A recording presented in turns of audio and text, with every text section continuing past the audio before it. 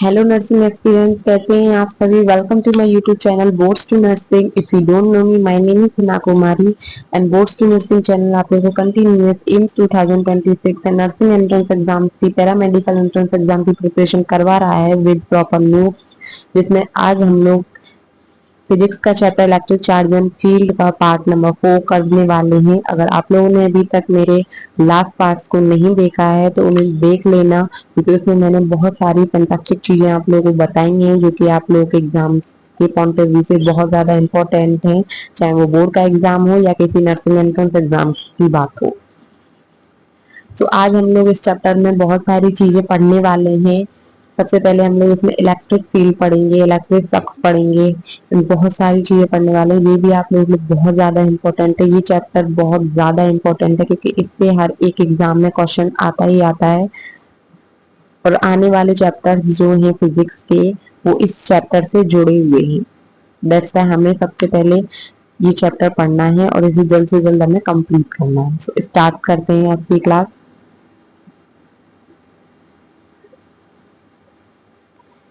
सबसे पहले आता है इलेक्ट्रिक फील्ड। इलेक्ट्रिक फील्ड क्या होता है? डेफिनेशन लिखते हैं फर्स्ट ऑफ ऑल, जो कि बोर्ड्स वाले स्टूडेंट के लिए बहुत इंपॉर्टेंट है। The region around the charge और अ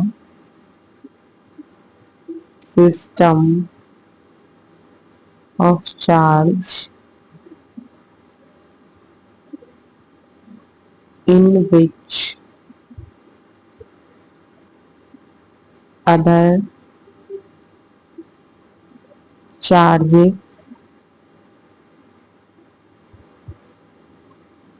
experience the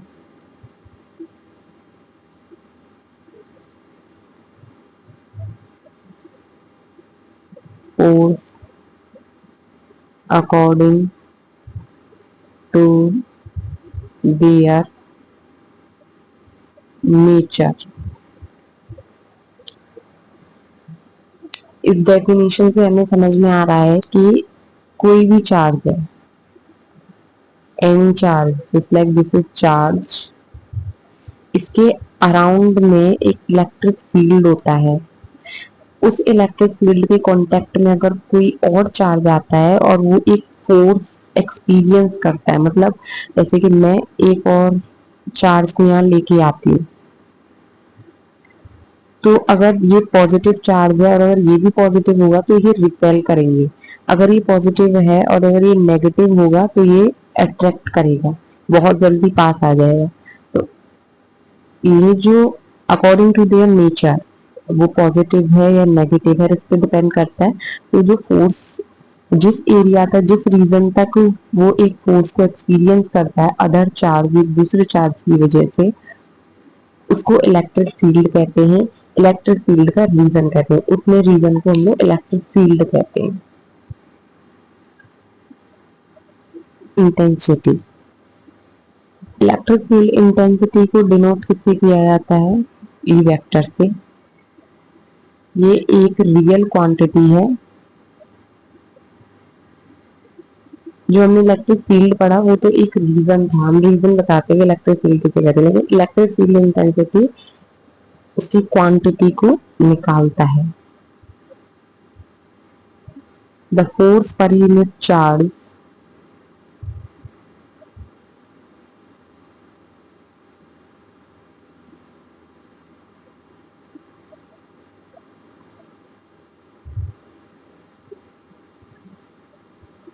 per unit charge in an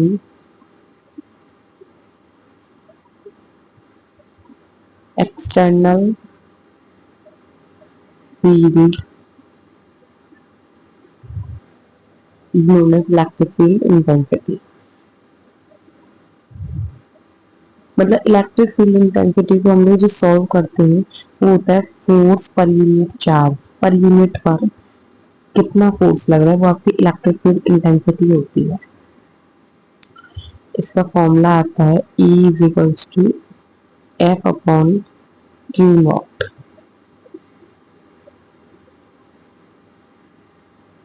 ये इसका फॉर्मूला है।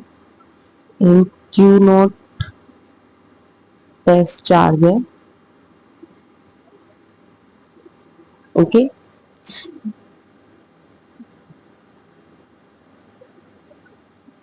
तो पॉजिटिव लेते हैं। अब जैसे कि ये पॉजिटिव चार्ज है, इसकी इलेक्ट्रिक फील्ड लाइन आउटवर्ड होंगी। ओके, अब मैंने यहाँ पर एक क्यू नॉट चार्ज रख दिया, तो ये दोनों तो रिपेल करेंगे, ये दूर जाएगा इससे,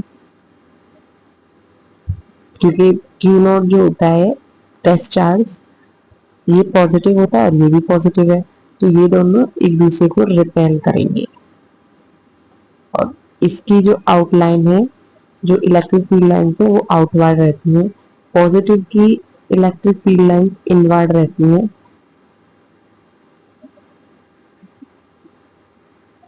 ओके, ये हम लोग इलेक्ट्रिक फील्ड लाइन में पढ़ेंगे। इलेक्ट्रिक फील्ड क्या रहता है? इलेक्ट्रिक फील्ड पढ़ लिया, इलेक्ट्रिक फील्ड इंटेंसिटी पढ़ लिया। अब सोर्स देखते हैं कि इलेक्ट्रिक फील्ड का सोर्स क्या रहता है। A rest or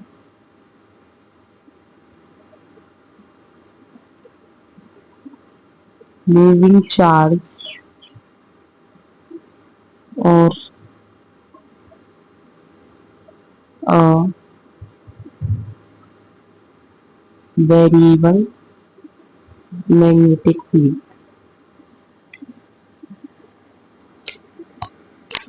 electric field का सोर्स कोई भी रेस्ट चार्ज हो सकता है, कोई मूविंग चार्ज हो सकता है, या वेरिएबल मैग्नेटिक फील्ड हो सकती है। ओके, इलेक्ट्रिक फील्ड को देखो, अगर कोई चार्ज रेस्ट पर है, जैसे कहीं मूव नहीं कर रहा, इसमें से भी इलेक्ट्रिक फील्ड निकलेगी। अगर कोई मूव कर रहा है तो वो भी अपना एरिया बनाएगा साथ ही साथ। ओके, तो इसी तरीके से इन चीजों को समझना है। अब थोड़ा सा टेस्ट चार्ज के बारे में देख लेते हैं। क्यू नॉट टेस्ट चार्ज, ये चार्ज क्यू नॉट जो होता है, ये इलेक्ट्रिक फील्ड को डिटेक्ट करता है किसी भी जगह पर, कहीं पर भी। एक ऐसा चार्ज है, जब हमें कोई चार्ज नहीं दिया हुआ होता है, हमसे क्वेश्चन पूछा जाता है कि इस जगह पे इलेक्ट्रिक फील्ड बताओ, तो हम लोग वहां पर इस चार्ज को यूज करते हैं और वहां पर हम लोग इलेक्ट्रिक फील्ड निकालते हैं। और charge which detected electric field, इस लैंग्वेज को समझने की कोशिश करना। EF का मतलब है electric field. At anywhere is called Q naught. और ये बहुत स्मॉल होता है, वेरी स्मॉल। एरर को रिड्यूस करता है। अगर हमें कोई एरर आ रहा है इलेक्ट्रिक फील्ड को मेजर करने में, तो उस एरर को रिड्यूस करता है टेस्ट चार्ज। अब इसका डायमेंशनल फॉर्मूला देखते हैं। इंटेंसिटी की SI यूनिट एंड डायमेंशन। सबसे पहले SI यूनिट देखो, हमने देखा E is equals to F upon Q naught. F force का होता है न्यूटन, क्यू चार्ज का कूलम, तो न्यूटन पर कूलम, और हम लोग इसे वोल्ट पर मीटर भी लिखते हैं। डायमेंशन निकालना है, डायमेंशन निकालने के लिए भी हम एफ अपॉन क्यू नॉट रखेंगे। फोर्स का डायमेंशन होता है M1L1T-2 अपॉन AP होता है चार्ज का, तो इसका भी आ जाएगा M1L1 t minus 3 a minus 1. Okay, तो डायमेंशन फॉर्मूला है इलेक्ट्रिक फील्ड इंटेंसिटी का, and this is the SI unit. ये दो है. न्यूटन का कूलम हम ज्यादा यूज करते हैं, तो वोल्ट पर मीटर भी यूज होती है. अब चलते हैं पे नेक्स्ट टॉपिक. इधर इलेक्ट्रिक फील्ड हमने समझ लिया है. कैसे इलेक्ट्रिक फील्ड होते हैं, इलेक्ट्रिक फील्ड किसे कहते हैं, उस रीजन को कहते हैं जिस रीजन तक एक चार्ज के उस रीजन तक को इलेक्ट्रिक फील्ड कहा जाता है. यहाँ पर दूसरा अगर हम चार्ज लेकर आए तो वो एक फोर्स एक्सपीरियंस करे according to their nature. Electric field intensity हमने देख ली. फोर्स पर यूनिट चार्ज होती है एक्सटर्नल फील्ड में. Okay, source of electric field देख लिया, जो कि रेस्ट चार्ज हो सकता है, मूविंग चार्ज हो सकता है. टेस्ट चार्ज के बारे में हमने जान लिया. इलेक्ट्रिक फील्ड को डिटेक्ट करने के लिए यूज किया जाता है कहीं पर भी. हमने उसकी एसआई में देख ली, इलेक्ट्रिक फील्ड इंटेंसिटी के डायमेंशन देख लिए. Okay, electric field due two point charge. अब हमने इलेक्ट्रिक फील्ड इंटेंसिटी को देख लिया, एफ अपॉन क्यू नोट होती है. बट पॉइंट चार्ज के लिए इलेक्ट्रिक फील्ड किस तरीके से हम लोग सॉल्व करेंगे, फॉर्मूले को डेरिवेशन करेंगे. लेकिन डेरिवेशन सिर्फ और सिर्फ बोर्ड के स्टूडेंट के लिए इम्पोर्टेंट है, नर्सिंग एंट्रेंस एग्जाम वालों के लिए इम्पोर्टेंट नहीं है. so, देखो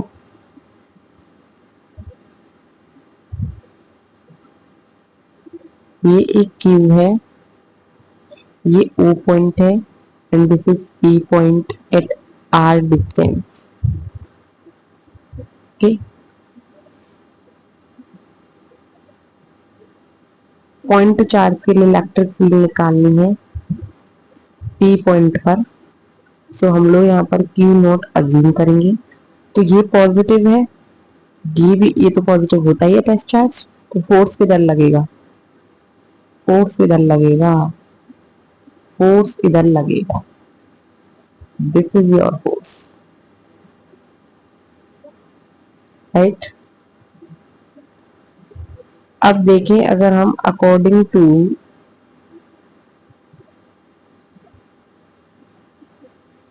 कूलम्स लॉ,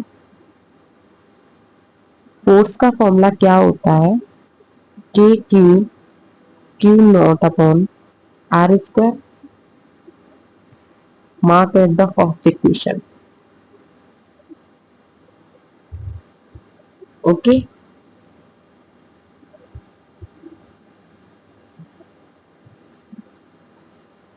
अब हमने एक चीज देखी,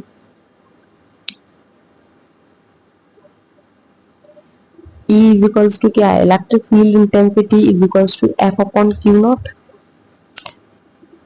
राइट. अब F की वैल्यू को उस फॉर्मूले में पुट करना है. चलो पुट करते हैं. हमें पता है electric field intensity is equals to F upon Q naught था सेकंड इक्वेशन.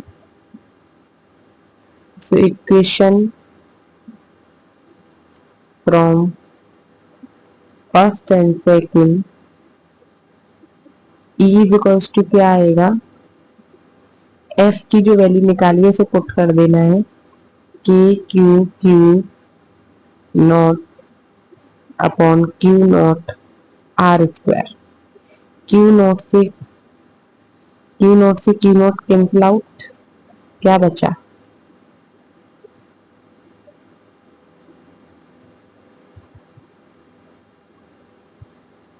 के क्यू वाई आर स्क्वायर, यही बचा.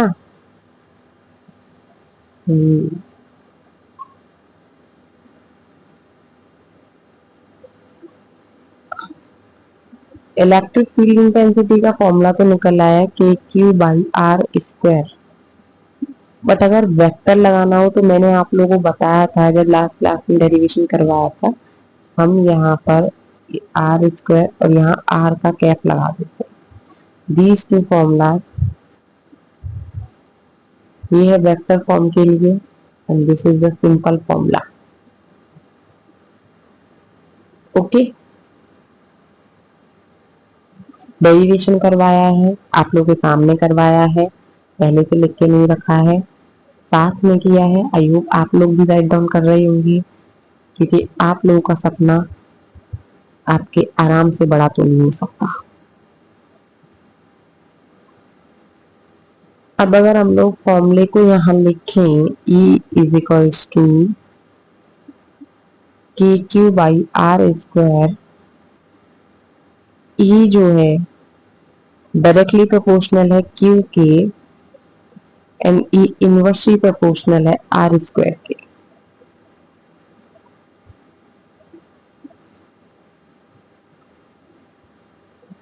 ओके, दोनों चीज क्लियर है। E डायरेक्टली प्रोपोर्शनल है क्यू के एंड इनवर्सली प्रोपोर्शनल है आर स्क्वायर के। सो इसके अकॉर्डिंग कुछ चीजें हैं जो आप लोगों को याद रखनी है।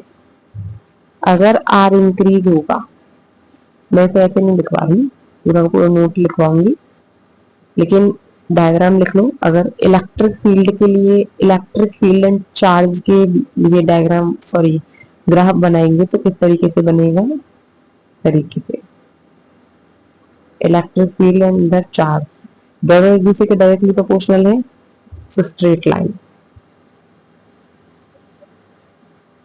ओके, ये है इस वाले के लिए।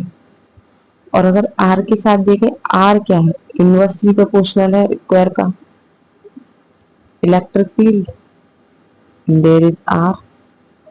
इसका डायग्राम नहीं बनेगा, ग्राफ। देखो एक बात बोलूं, ग्राफ को बहुत अच्छे से याद रख लेना, because graph is most important. क्योंकि ग्राफ से क्वेश्चन पूछे जाते हैं, सीधे सीधे आपको ग्राफ पूछ लिया जाता है, इसलिए ग्राफ मोस्ट इम्पोर्टेंट है।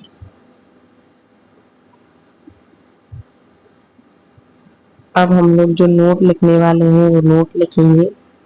देखो अगर आर इंक्रीज होता है तो इलेक्ट्रिक फील्ड डिक्रीज हो जाएगी, आर डिक्रीज होगा तो इलेक्ट्रिक फील्ड इंक्रीज हो जाएगी। आर को अगर 2R कर दिया, देखो मैं डायरेक्ट बता रही हूँ क्योंकि क्वेश्चन में इसी तरीके से ज्यादा क्वेश्चन आते हैं एग्जाम्स में, नर्सिंग एंट्रेंस एग्जाम नीट के में, कि इसको इतना 2 गुना कर दिया तो इलेक्ट्रिक फील्ड बताओ कितनी होगी। तो ये ट्रिक से इसे याद रख लो। ओके, इलेक्ट्रिक फील्ड 4 गुना कम हो जाएगी। अगर आर को 2 गुना कम कर दिया तो इलेक्ट्रिक फील्ड 4 गुना बढ़ जाएगी, बिकॉज इनवर्सली प्रोपोर्शनल है एक दूसरे के।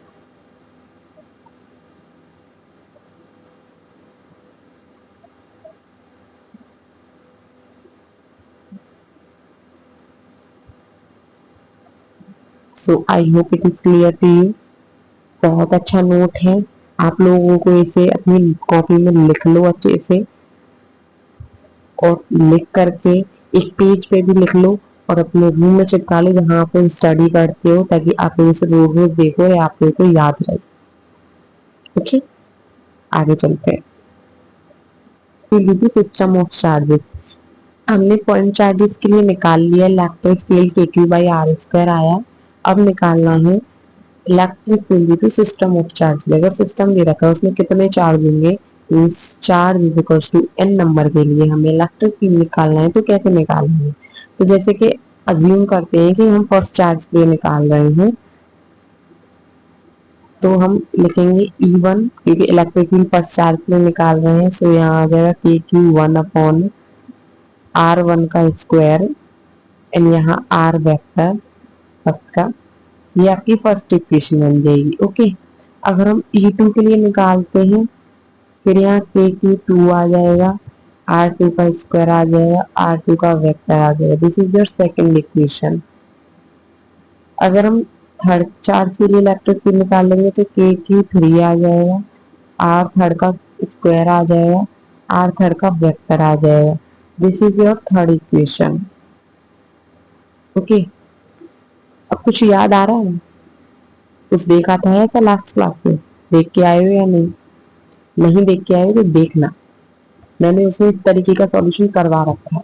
एक ही चीज पर बार बार टाइम वेस्ट करने का हमारे पास टाइम नहीं है, हमें अपनी ट्रिक्स के साथ सारी चीजों को करना है।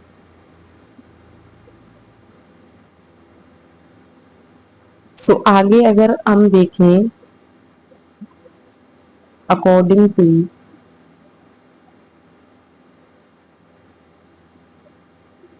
प्रिंसिपल सुपरपोजिशन, इस प्रिंसिपल के अकॉर्डिंग देखे तो हमने लास्ट क्लास में फोर्स को ऐड किया था इस तरीके से। इसमें इलेक्ट्रिक फील्ड को ऐड करेंगे,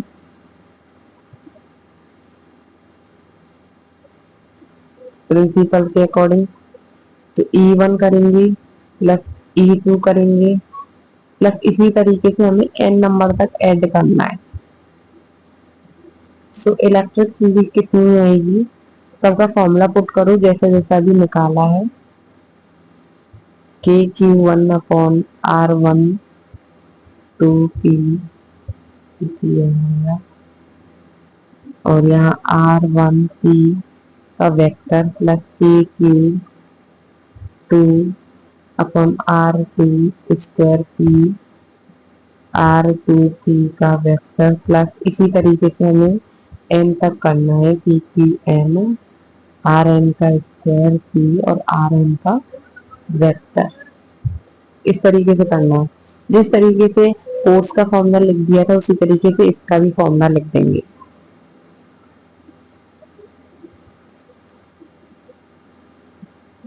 electric field intensity is equals to K, this is the sigma, I is equals to 1, I is equals to n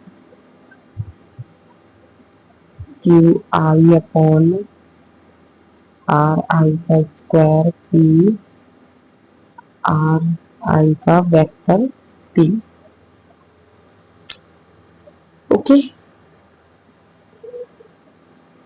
same as last formula जो हम लोगों ने लास्ट क्लास में देखा था, कुछ डिफरेंट है तो सिर्फ electric field,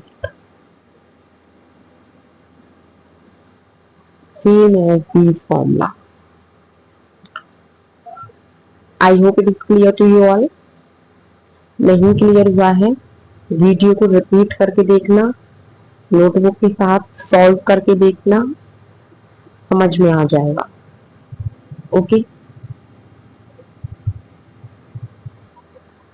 so now we are starting the electric field line।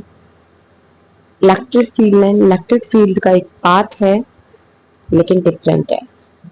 Electric field को हमने पढ़ लिया, अब पढ़ते हैं इलेक्ट्रिक फील्ड लाइंस को। सबसे पहले एक मोस्ट इंपॉर्टेंट बात देखो,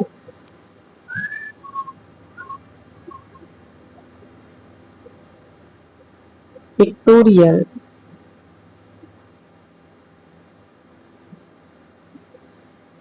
representation of electric field is known as electric field line.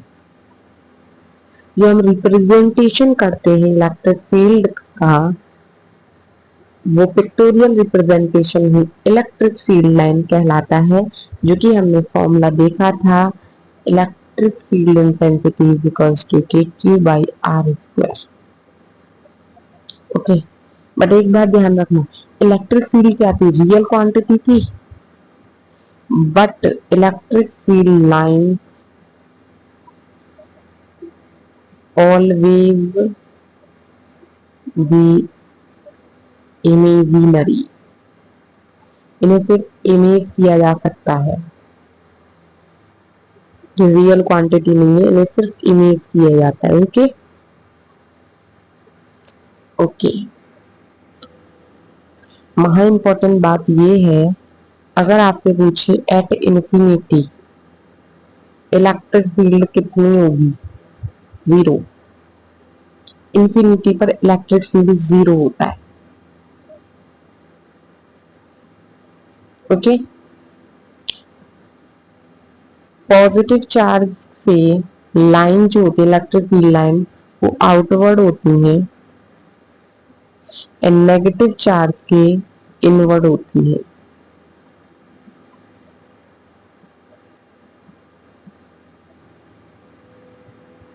इस तरीके से, जैसा कि this is positive charge, this is negative charge.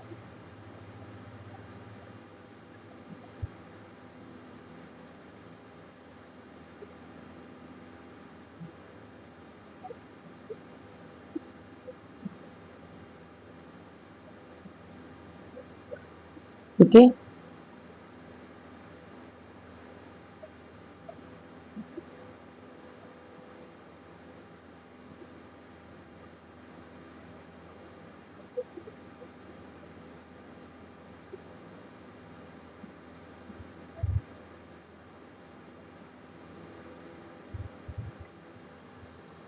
Negative charge की तरफ से ऑलवेज इनवर्ड होती है, पॉजिटिव चार्ज की तरफ से ऑलवेज आउटवर्ड होती है। सो इससे पता चल रहा है कि electric field line always start होती है from positive charge and always end at negative charge. Okay, if there is a single then electric field may start or end at infinity। चलो इलेक्ट्रिक फील्ड लाइंस की properties को पढ़ते हैं जिनसे question पूछे जाते हैं। तो सबसे पहली प्रॉपर्टी लिखो, electric field lines always be started from positive charge and end at negative charge।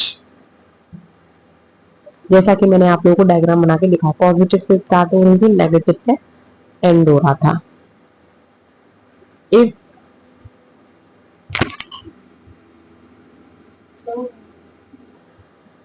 There is a single then electric field line may start or end at infinity। अगर वो सिंगल होगी लाइन तो वो start होगी या and at infinity पर and होगी, अगर एक सिंगल लाइन होगी तो। क्योंकि अगर एक ही सिंगल चार्ज होगा, जैसे सिंगल चार्ज है पॉजिटिव का, तो ये स्टार्ट होगी लेकिन उसके आसपास कोई चार्ज नहीं है, तो ये इंफिनिटी पर जाकर एंड होगी, हमें नहीं पता कहाँ एंड होगा इसका। This is the first property. I hope it is clear to you. मैंने क्योंकि फिर डायग्राम के थ्रू आप लोगों को समझाया है।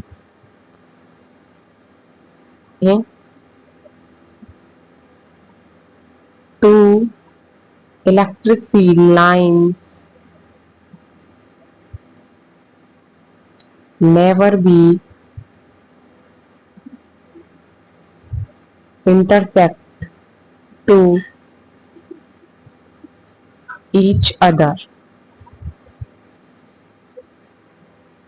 इलेक्ट्रिक फील्ड लाइन कभी भी एक दूसरे को इंटरसेक्ट नहीं करती हैं।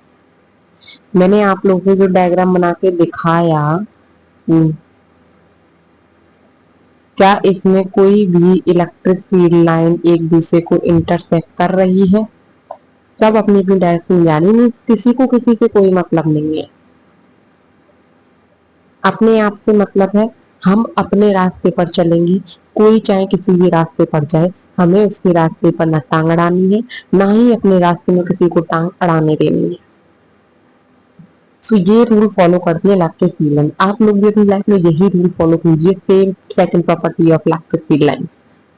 न दूसरों को इंटरसेक्ट किए, न खुद को किसी के साथ इंटरसेक्ट होने दीजिए। So two electric field line never intersect each other. लेकिन फिर भी अगर ये करती हैं तो क्या होगा? अगर ये करती एक दूसरे को इंटरसेक्ट तो क्या होता? इफ दे डिड, अगर ये करती, then at intersection point we have more than one direction of electric field,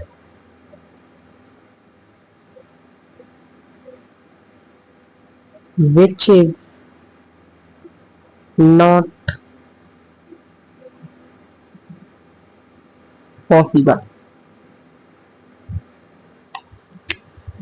अगर ये दोनों एक दूसरे को इंटरसेक्ट करती तो हमारे पास एक डायरेक्शन से ज्यादा डायरेक्शन हो जाती इलेक्ट्रिक फील्ड लाइंस की। फिर हम पता कैसे लगाते कि कौन सी इलेक्ट्रिक फील्ड लाइन किस डायरेक्शन से किस डायरेक्शन को जा रही है, जो कि पॉसिबल नहीं है, इसलिए ये इंटरसेक्ट नहीं करती।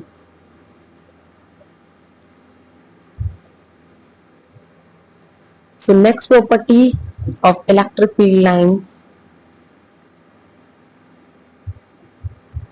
in charge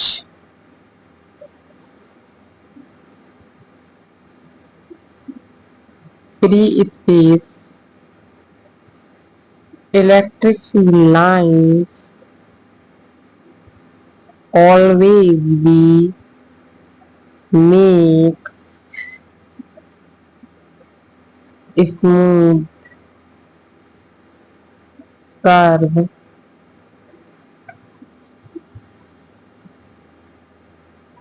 without any break।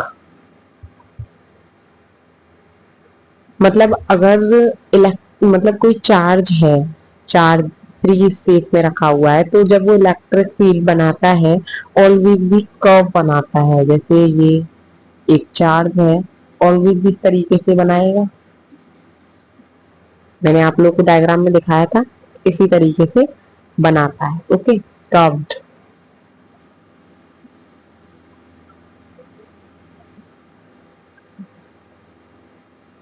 Next property है electric field line never be make close loop.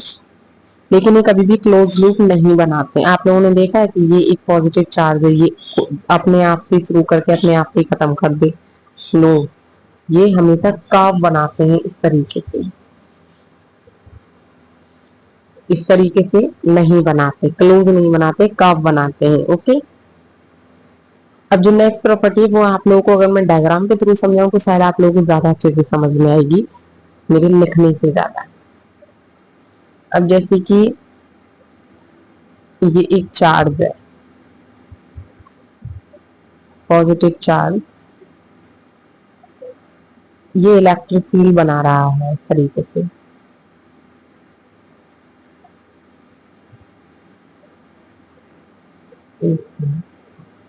यहाँ इस तरीके से।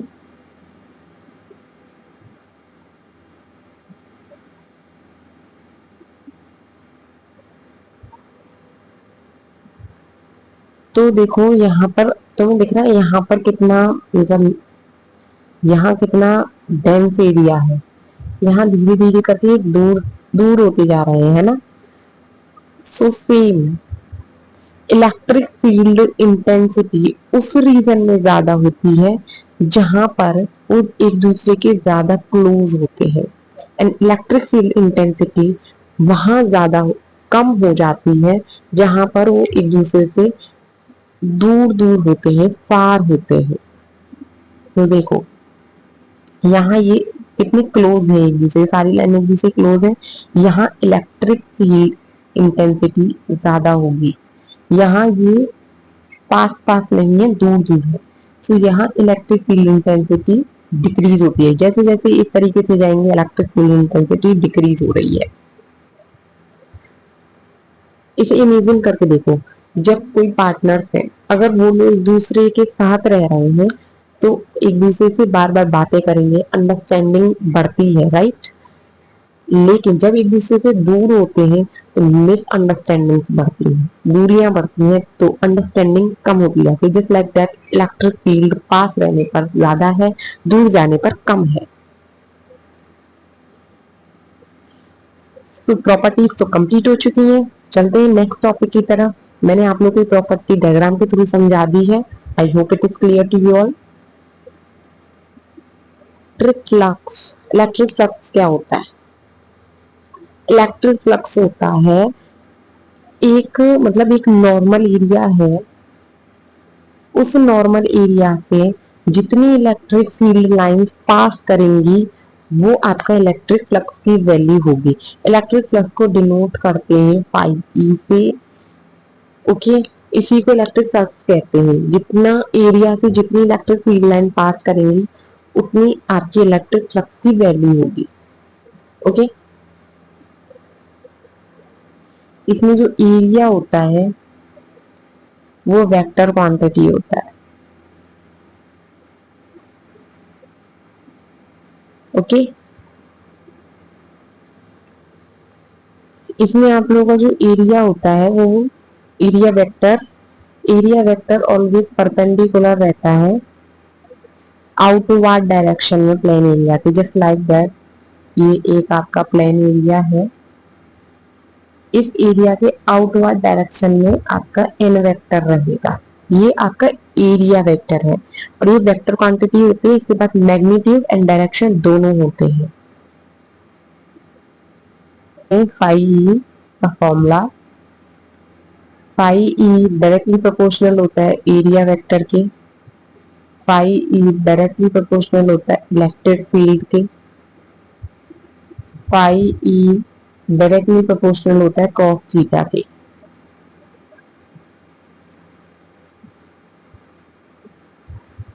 सो क्या बनती है इक्वेशन? फाई ई का फॉर्मूला आता है ई ए कॉस थीटा और ये वेक्टर ए, ये आपका फॉर्मूला आता है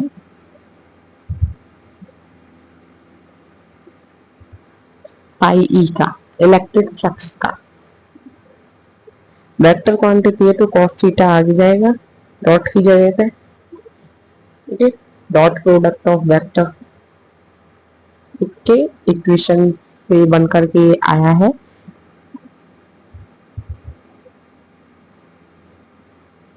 बट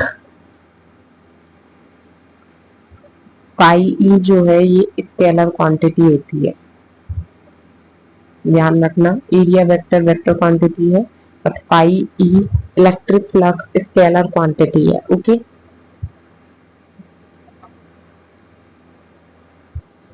अब जरा देखते हैं केस नंबर फर्स्ट। जैसे कि एक ही एरिया है, ठीक है, दिस इज एरिया। ये यहाँ से इलेक्ट्रिक फील्ड जा रही है, इलेक्ट्रिक फील्ड, ये एन वेक्टर है, एन वेक्टर। जो इसमें थीटा कितना दे रखा है? थीटा है इसमें 0 डिग्री, क्योंकि जो कॉस थीटा इसमें होता है वो cos theta electric field and area vector के बीच का एंगल होता है। ये ध्यान रखना, कॉस थीटा जो होता है इन means area vector and electric field के बीच का एंगल होता है। तो यहाँ पर कितना एंगल बन रहा है? 0 डिग्री। हमने देखा फाई ई का फॉर्मूला क्या होता है, A cos theta.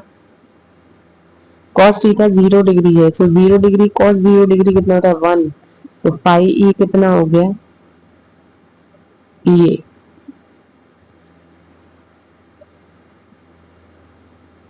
It is clear to you?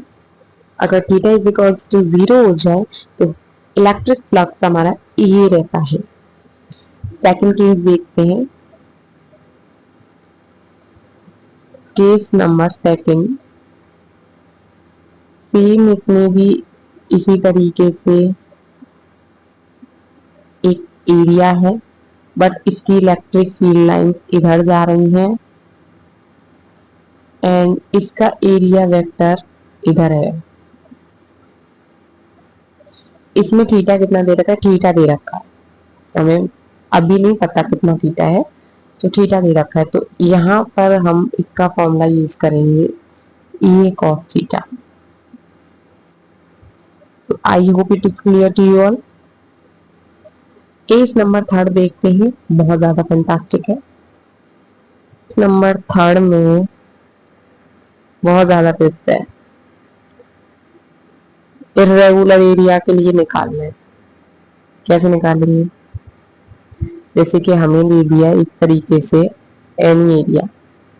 अब इसका इलेक्ट्रिक फ्लक्स कैसे निकालेंगे, बताते हैं कैसे निकालेंगे। सबसे पहले इस तरीके से इसे बांट लेना है काफी पीसेस में। अभी बहुत सारे रेक्टेंगल स्क्वायर हो गए, कुछ स्क्वायर हो गए। ओके, अब हमें एक छोटा सा एरिया लेना है एक का डी ए, और इसका एन वेक्टर लेंगे। दूसरे का ले लिया इसे डी ए और इसका एन वेक्टर लेंगे। ई मीन्स एरिया, डी का होता है छोटा वाला एरिया लेते हैं उस वहां पर हम डी लगाते हैं, तो वही। अब जैसे कि हमने पहले के लिए निकाला, तो क्या आएगा E one D A one cos theta one आ जाएगा। दूसरे के लिए निकालेंगे तो क्या आएगा E two D A two cos theta two आ जाएगा। एन के लिए निकालेंगे तो क्या आएगा E N D A N cos theta N, ये आ जाएगा। एन नंबर तक निकालने के लिए हम इस तरीके से निकाल सकते हैं।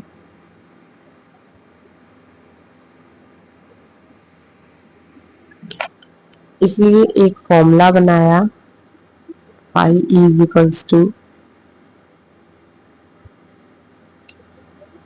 Phi zero E D A cos theta. यहाँ लिमिट रखनी है। ये फॉर्मूला है एक्स से जो क्वेश्चन आते हैं उनके लिए। This formula used for plane as well as curved surface और irregular area। irregular एरिया हो, कर्व सरफेस हो, कैसा भी हो, सबके लिए फॉर्मूला हम यूज कर सकते हैं। ओके, अब इसके ऐसा यूनिट वगैरह के बारे में बात करते हैं। ऐसा यूनिट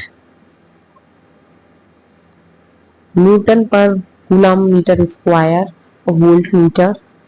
यह डायमेंशन फॉर्मूला हमने पहले न्यूटन का रखा एंड उसके बाद कूलम का रखा एंड मीटर का L2 रखा और सॉल्व करके ये आ गया। डायमेंशन फॉर्मूला सबके इंपॉर्टेंट है, मोस्ट इंपॉर्टेंट है, वरना एक एक नंबर चला जाता है, क्योंकि एक एक नंबर के पूछे जाते हैं नर्सिंग एंट्रेंस एग्जाम में। एम्स के एग्जाम में पूछे जाते हैं, सीनेट में पूछे जाते हैं, नीट के में पूछे जाते हैं, सब में पूछे जाते हैं। नोट लिखो, नोट लिखो, नोट लिखो, it is the time of note.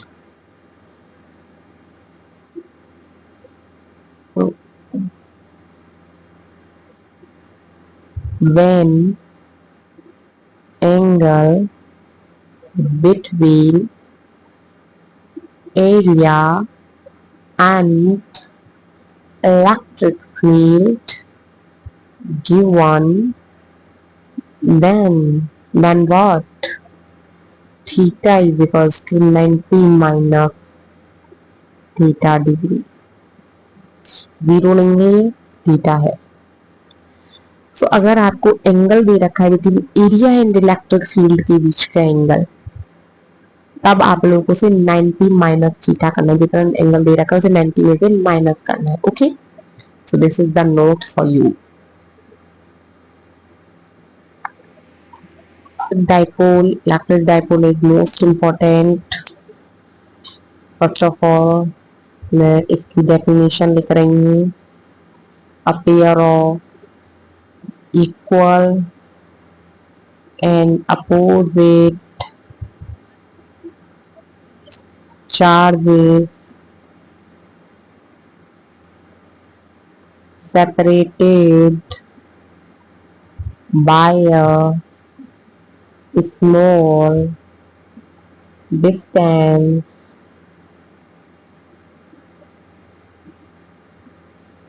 is known as electric dipole. मतलब ऐसे चार्जेस जो इक्वल है एंड अपोजिट है, एक दूसरे के इक्वल वैल्यू होगी बट अपोजिट होंगे एक दूसरे के, सेपरेट होंगे एक दूसरे से एक स्मॉल डिस्टेंस पर, उन्हें इलेक्ट्रिक डाइपोल कहते हैं. जस्ट लाइक दिस, ये एक क्यू है, ये एक क्यू है, just like this positive and it is negative. ये इनका मिड पॉइंट है, यहाँ से ए डिस्टेंस पर दूरी पर है, यहाँ से ये ए डिस्टेंस की दूरी पर है, पूरा टोटल 2a हो गया, right. It is the small distance. Okay, तो इसमें कुछ नहीं है. इलेक्ट्रिक डाइपोल से कहते हैं जो चार्जेस का पेयर होता है, जो इक्वल एंड अपोजिट चार्जेस होते हैं, separated by smaller distance. Okay, next चलते हैं. सो नेक्स्ट है इलेक्ट्रिक डाइपोल मोमेंट किसे कहते हैं. इलेक्ट्रिक डाइपोल मोमेंट एक फिजिकल क्वांटिटी है. ओके, ये एक फिजिकल क्वांटिटी है. डेफिनेशन है the product of either charges of a dipole and distance between two charges of a dipole is known as electric dipole. Okay, so product होते हैं charges के और उनके बीच का डिस्टेंस होता है, उसी को हम उसी के मल्टीप्लिकेशन को हम इलेक्ट्रिक डाइपोल मोमेंट कहते हैं. तो दिस इज द फॉर्मूला. ये आपको फॉर्मूला याद रखना है और इसकी ऐसा यूनिट होती है कूलम मीटर. ओके, डायमेंशन क्या होगा फिर इसका, डायमेंशन होगा कूलम का 80, मीटर का L. सो M0 L1 P1 A1, ये आपका डायमेंशन है. इलेक्ट्रिक डाइपोल मोमेंट जो होता है ये वेक्टर क्वांटिटी है. ओके, इसकी डायरेक्शन ऑलवेज भी नेगेटिव से पॉजिटिव की तरफ रहती है. इलेक्ट्रिक फील्ड लाइंस की डायरेक्शन पॉजिटिव टू नेगेटिव रहती है, बट इलेक्ट्रिक डाइपोल की direction negative to positive charge की तरफ रहती है. लिख दूं पेपर पर, मतलब नेक्स्ट पेज पर लिख दूं. इलेक्ट्रिक डाइपोल मोमेंट की direction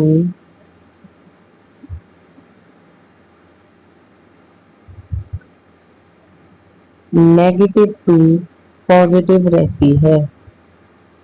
okay, I hope it is clear to you. And मैं आज की क्लास यही खत्म कर देती हूँ. वैसे तो मैं और भी टॉपिक्स लेकर आई थी, आप चाहे तो देख सकते हैं, बट मुझे आज ये क्लास यही खत्म करनी होगी बिकॉज बहुत ज़्यादा ऑलरेडी क्लास लंबी हो चुकी है. बट हम लोगों ने काफ़ी टॉपिक्स को क्रिस्टल क्लियर कर लिया है. हमारे लिए बहुत अच्छी बात है कि हमने इतने सारे टॉपिक्स को क्रिस्टल क्लियर कर लिया है. अब बाकी की टॉपिक्स हम लोग नेक्स्ट शेड्यूल में करेंगे. So, अगर आप लोगों ने मेरे चैनल को अभी तक सब्सक्राइब नहीं किया है तो प्लीज सब्सक्राइब कर लो, क्योंकि मैं काफ़ी अच्छी से आप लोगों की प्रिपरेशन करवा रही हूँ. एंड बहुत जल्दी हम लोग MCQ का सेशन लेके आने वाले हैं, पर उसके लिए आप लोगों को मेरे चैनल के सब्सक्राइबर बढ़वाने पड़ेंगे, क्योंकि मैं तभी MCQ का सेशन लेके आऊंगी ना जब मेरे पास कमेंट बॉक्स में रिप्लाई आएंगे बाद में, क्योंकि रिप्लाई मैं कुछ क्वेश्चंस कमेंट बॉक्स में छोड़ूंगी तो रिप्लाई देने वाले स्टूडेंट्स भी तो होने चाहिए. सो जल्दी से जल्दी आप लोग जितने मेरे सब्सक्राइबर बढ़वाओगे, जितने ज़्यादा अच्छे से स्टूडेंट्स मेरे चैनल के साथ जुड़ के प्रिपरेशन करेंगी, मैं उतनी जल्दी एमसीक्यू का सेशन लेके आऊंगी, जो कि आप लोग के लिए बहुत ज़्यादा इम्पोर्टेंट है नर्सिंग एंट्रेंस एग्जाम्स के लिए। सो मिलते हैं नेक्स्ट वीडियो में। कल की क्लास केमिस्ट्री की क्लास,